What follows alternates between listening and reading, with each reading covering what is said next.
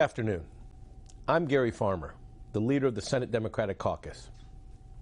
The State of the State is an annual ritual, an event in which the governor gets to present to the people of Florida his own self-graded report card. And he's obviously going to point out just the things he wants you to hear. Well, I'm here to talk about some of the things the governor may have left out of his speech and tell you about some of the things you need to hear. Getting a governor's agenda into law takes a willing partner in the state legislature.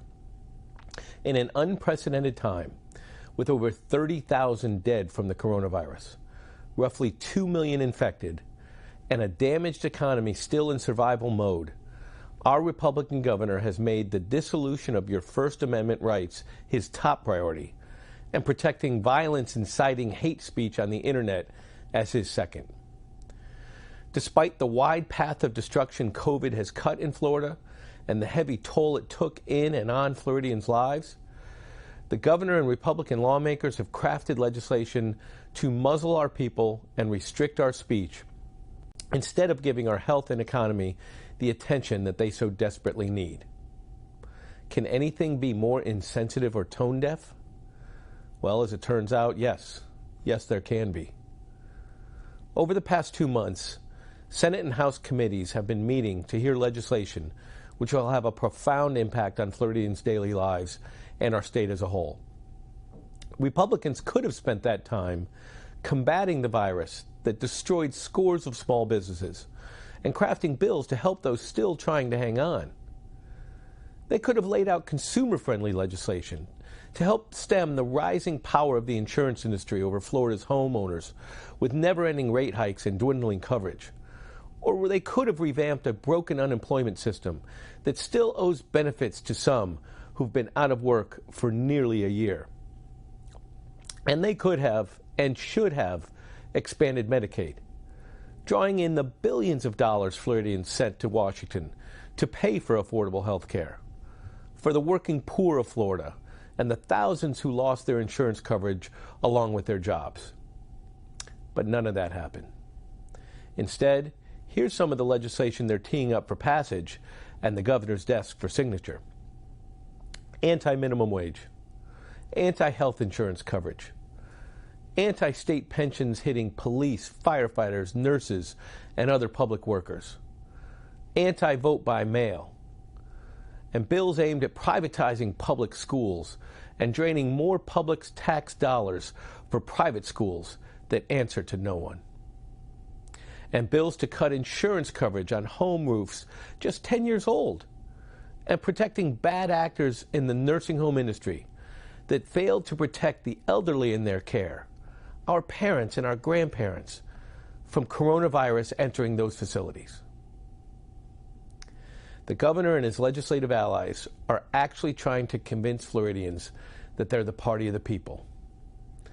But their actions tell another, very different story. Their legislation does nothing for the average working person. They don't help Floridians weather the pandemic until the economy rebounds, or spur good-paying jobs. They don't put food on the table or affordable health care within reach. They don't better educate our kids or bring more accountability into the education system. And they certainly don't help build a promising future. But our Democratic legislation does.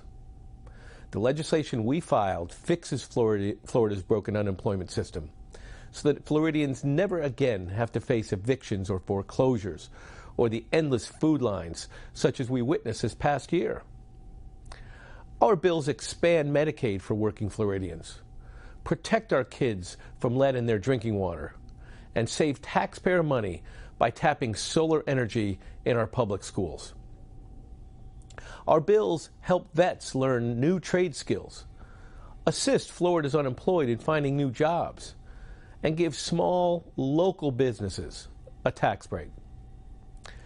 Our legislation tracks sexual assault kits and purges criminal records for minor marijuana possession.